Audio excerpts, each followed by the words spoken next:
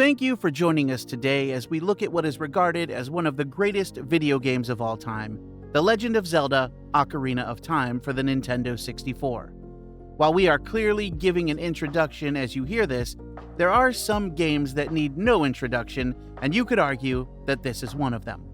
It is one of the biggest video games that Nintendo has ever produced, and it was a massive hit both critically and financially. Today, we are blasting out our favorite song on our trusty ocarina as we take a trip back in time to look at how The Legend of Zelda Ocarina of Time came to be and how this became a cherished favorite for many gamers all over the world. We love video games just as much as you do, and if you want more fun stories about the greatest games of all time, we would love it if you could fire your hookshot at the subscribe button to make sure you are always kept informed of when we have a new story for you. Before we dive into the Ocarina of Time, it is important to take a trip a little further back to the mid-1980s so we can look at where this fantastic and iconic video game series began.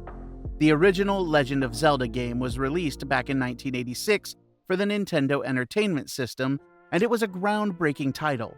Brought to us by legendary game designer Shigeru Miyamoto, the story was that Miyamoto got the inspiration for the game by remembering how much he enjoyed exploring the woods when he was a child, and how on one of his adventures he found a cave that he bravely went into and explored. Miyamoto wanted to create a game that gave players a similar kind of feeling. While Miyamoto was the person with the inspiration, Takashi Tezuka would be the one who would flesh out the story of Link, Princess Zelda, Ganon, and the land of Hyrule. Much of the groundwork that we enjoy in Zelda games to this day was introduced all the way back in that very first game. The Legend of Zelda was a massive hit, which would spawn a sequel on the NES in The Legend of Zelda 2: The Adventure of Link, and then a somewhat remake or reintroduction of the first story in the 16-bit masterpiece that is The Legend of Zelda: A Link to the Past. After this, we would get the first portable Zelda game, which was the fantastic The Legend of Zelda: Link's Awakening for the Nintendo Game Boy. Ignoring those terrible but highly sought after by collectors Philips CDI Legend of Zelda games, it would be several years until fans would get a new Zelda game, but Nintendo was trying to cook something up before we would get to Ocarina of Time. The story goes that Shigeru Miyamoto wanted to make a sword-fighting game, and he felt that Link and the Legend of Zelda series was the way to make this happen. This is the main reason as to why The Legend of Zelda 2: The Adventure of Link is such a radical departure from what the first Zelda game was, as Miyamoto wanted it to be about sword fighting, hence why the game is so much more action-based. There was some very early work being done on another Legend of Zelda game for the Super Nintendo. What is interesting about this is that this was going to feature a Link that was made from polygons. The supposed leaked footage that we have seen of this features a very slim-looking polygon Link with no detailing. Rather than push ahead with another Legend of Zelda game for the Super Nintendo, focus would shift to the next Nintendo console, the Nintendo 64. Do you think that with the power of the Super FX chip, the Super Nintendo would have been able to handle a Legend of Zelda game that featured a polygonal Link in a potential 3D game? Be sure to let us know in the comments section how you feel this would have worked out. There are many conflicting reports about when The Legend of Zelda Ocarina of Time fully started development, but many sources seem to agree that early in the development cycle of the software for the Nintendo 64, Super Mario 64, Mario Kart 64, and The Legend of Zelda 64 were the main three games that were being worked on. Originally, Super Mario 64 and Zelda 64 were using the same engine, but so much content and programming trickery and tweaking was done to the Ocarina of Time, it has been said that Miyamoto and the other directors consider it its own game engine. Ideas would be swapped between Mario and Zelda to see what would fit best where. Actually, one of the early ideas for Zelda 64 was to have it done in a similar style to Mario 64. Hyrule Castle would serve as a hub world where Link could walk around and then he would enter different areas, much like the way Mario would jump into paintings to start a new stage or world in Mario 64. Interestingly, it appears that Miyamoto's wanting Link to have a horse was what ultimately led to The Legend of Zelda Ocarina of Time having what was, at the time, the large world of Hyrule to explore rather than just a smaller hub world. Speaking of Miyamoto, when you think of the Legend of Zelda series and the Ocarina of Time, which we are talking about today, you tend to think of it just being Miyamoto. However, Ocarina of Time was a much larger project, and Miyamoto would serve as one of 5 main directors of the game. The other main driving forces behind the game were Eiji Aonuma, who would find Ocarina of Time as his first entry in the series. Eiji is something of a legend in the video game industry, and to this day, he is one of the main people behind the main Legend of Zelda series. Interestingly, it has been said that after Legend of Zelda The Wind Waker for the Nintendo GameCube, he was looking to move on to something other than Zelda, but Miyamoto managed to convince him to stick with the series. Kensuke Tanabe would bring the story to life, fleshing things out and coming up with a fantastic idea about time travel, which was required as Miyamoto decided that he wanted a young Link in the game. Yoshiaki Koizumi was the brains behind most of the 3D elements and bringing Link from 2D to the world of 3D gaming, which was no easy feat, that's for sure. Of course, the man behind the music was Koji Kondo, who is responsible for some of the most iconic music in video game history. These 4 gentlemen, along with Miyamoto, formed a team that would go on to form a game that was more powerful than the Triforce itself.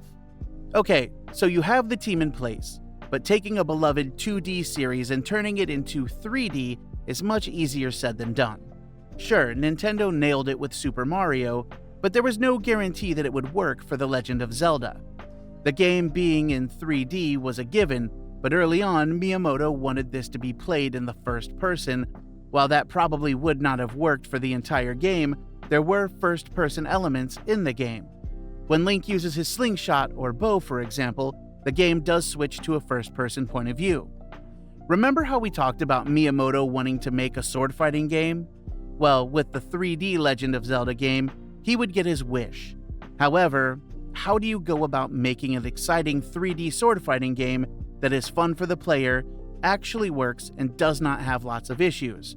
Well, the development team took a trip to an amusement park that was home to a live samurai show. In watching the show, it was here that the inspiration was drawn to create what would be known as the Z-targeting system.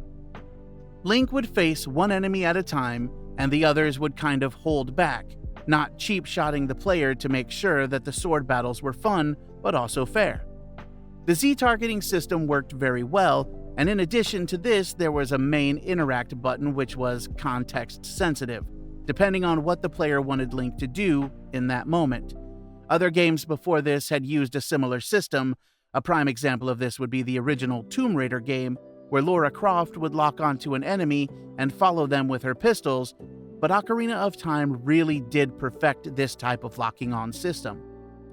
As well as the context-sensitive button presses, another interesting way that Nintendo made sure that the game was fun to play was by having Link do things like jumping automatically, in addition to climbing.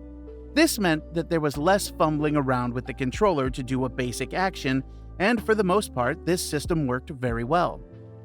Before we even knew that Ocarina of Time was what the new Zelda game was going to be, we had seen very early screenshots of what was called, at the time, Zelda 64.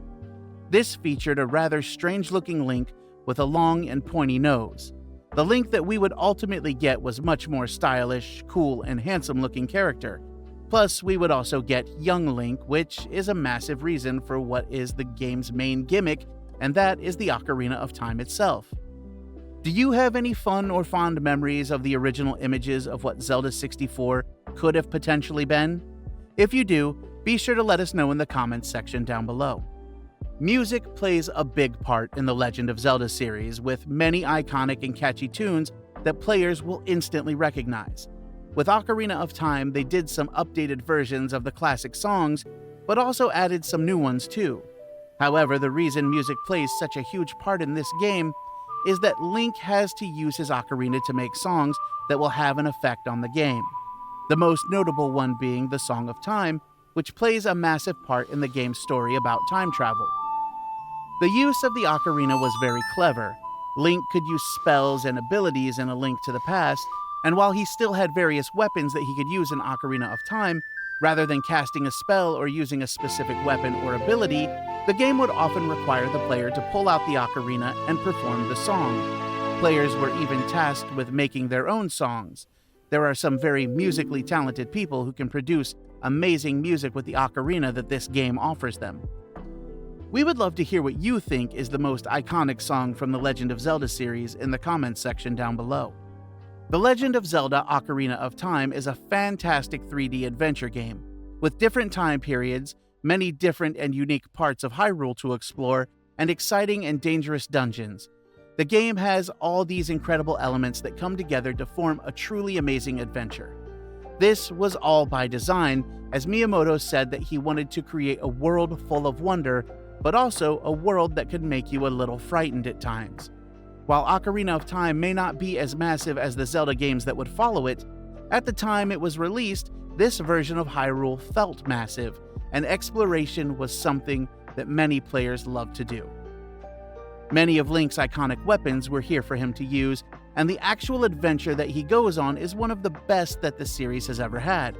Seeing a much younger, pre-transformed Ganondorf was truly exciting, and right from the start, thanks to the cinematic flair that the game has, Ganondorf felt like a true threat, and you truly do wonder if you have what it takes to stop him, save Princess Zelda, and save the Kingdom of Hyrule. The game looked fantastic at the time, with diverse locations, fantastic animation, creative enemies, and a great blend of whimsy and scary. Before the game came out, there was much being said about pre-rendered assets in video games. A comparison at the time was Final Fantasy VII, which mostly used pre-rendered assets for the locations. A certain someone at Nintendo said that they felt that if it was not actually in the game and it was pre-rendered, then it was not a real game. Granted, that is some creative paraphrasing there. However, Ocarina of Time does not use as much pre-rendered backgrounds as you may think, and that does show when you are exploring this amazing world. For a cartridge game, The Legend of Zelda Ocarina of Time is a very cinematic game with lots of cutscenes that help move the plot along, in addition to fleshing out the interesting and quirky characters that Link meets as he dives into each new biome and the dungeon that they have. One of the most interesting aspects about the early development of the game is that this was intended to be one of the key titles for the Nintendo 64 DD disk drive add-on. It may sound crazy to think that now, however, back in the early days of the Nintendo 64, Nintendo felt that the 64 DD was going to be a huge hit, and they put a lot of effort into ensuring that. The first 3D Legend of Zelda game and the first new Zelda game in years would be a great way to make people want to buy the add-on. Yet the Nintendo 64 DD was a massive headache for Nintendo. It had numerous delays in getting to market, and it would actually come out after Ocarina of Time. While it was intended for a worldwide release, the Nintendo 64 DD would only be released in Japan, and it would see very little software support and be cancelled shortly after it was released. One of the reasons that Nintendo wanted Ocarina of Time on there was not just to help boost sales of the add-on. They felt that the increased storage capacity of the strange discs that the 64 DD used would help them make this large adventure. Well, the 64 DD was not as great as everyone thought, and the game struggled to run on the add-on, mainly due to the slow loading speeds that those discs had. This meant that Nintendo 64 had to put The Legend of Zelda Ocarina of Time onto what was, at the time, the largest cartridge they had released at 32 megabytes, which was doable. The original intended 16 megabytes. While Nintendo did not release Ocarina of Time on the 64 DD, they did plan to release an expansion disc for it, similar to what they did with F-Zero X. This was going to be what was called Eura Zelda, and this would be an expansion to that original game. While this did not happen, some of the content that would be found in The Legend of Zelda Ocarina of Time Master Quest and the sequel Majora's Mask did come from some of the early plans that Nintendo had for Eura Zelda.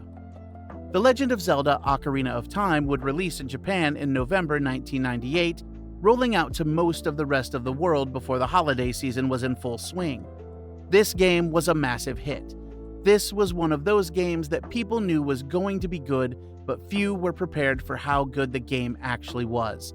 It was getting rave reviews and perfect scores from many gaming publications of the day, and it was certainly a system seller to help the Nintendo 64 stay relevant against a dominating PlayStation.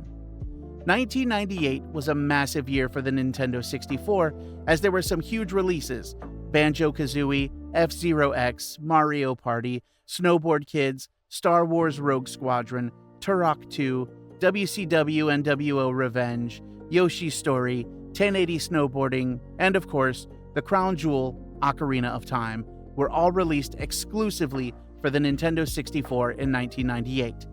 While the PlayStation would dominate the gaming market during this generation, 1998 was the year in which Nintendo truly went above and beyond to go head-to-head with Sony with the immense amount of exclusive software they were putting out for their Nintendo 64. It says how great Ocarina of Time truly is for it to be released in the same year as all those other popular titles and still manage to stand above the rest. For a gamer who had a Nintendo 64 in 1998, there was more than enough to keep them entertained and happy throughout the year. If you had a Nintendo 64 in 1998, what other games were highlights for you? When The Legend of Zelda Ocarina of Time was released in 1998, those who pre-ordered the game, or were lucky enough if their local store had a few extra copies on release day, could get a special edition of the game that came with a golden-colored cartridge. This was something that Nintendo did back with the original Zelda, and this was a fun throwback. These golden cartridges have become something of a collector's item, with many hardcore Zelda fans wanting both a golden and standard gray cartridge in their collection. In addition to the golden cartridge and the regular gray cartridge, The Legend of Zelda Ocarina of Time would also be re-released as part of Nintendo's Player's Choice range of games. This is quite hard to get also, and something that many collectors would love to have in their collection. However, if you want to talk about real grail items and some items that not everyone knows about, there have been a few different console bundles with The Legend of Zelda Ocarina of Time released in different parts of the world. The real grail one comes from Sweden, and it is estimated that at max there were around 1,000 of these made, but it is thought that there may have been just a couple of hundred at most produced. One video game collecting site has it listed that only 20 people are on record as having one of these limited edition sets. This came with a Nintendo 64 console, a controller, your standard power cable and AV cable, a copy of Ocarina of Time, and also Super Mario 64, an Ocarina of Time player's guide, and a limited edition pin as well. What makes this such a great bundle is that this is not just a case of some store having a regular Nintendo 64 console and then offering a copy of Zelda with it, calling it a bundle. This set comes in a very cool, large box that features the Ocarina of Time logo on it. This would be a true showcase piece in any video game collection. It is common knowledge that the Nintendo 64 would get a sequel to Ocarina of Time in The Legend of Zelda Majora's Mask, which was released for the console in 2000. However, that may be a story for a different time. Instead, here we are looking at the several ways that Nintendo would re-release The Legend of Zelda Ocarina of Time over the years, not including console bundles or the player's choice version of the game. The first re-release came as part of the promotion for The Legend of Zelda The Wind Waker for the Nintendo GameCube. During this era, it was very common to get something extra cool if you pre-ordered a game and actually put some money down for it. In the case of The Wind Waker, those who pre-ordered the game would get a special disc that would come with an emulated version of The Legend of Zelda Ocarina of Time that could be played on the Nintendo GameCube. This version had slightly better visuals and could be played on the GameCube with the GameCube controller, and for many people, this was the most awesome pre-order bonus ever, and Nintendo could have left it there. However, Nintendo went an extra mile here.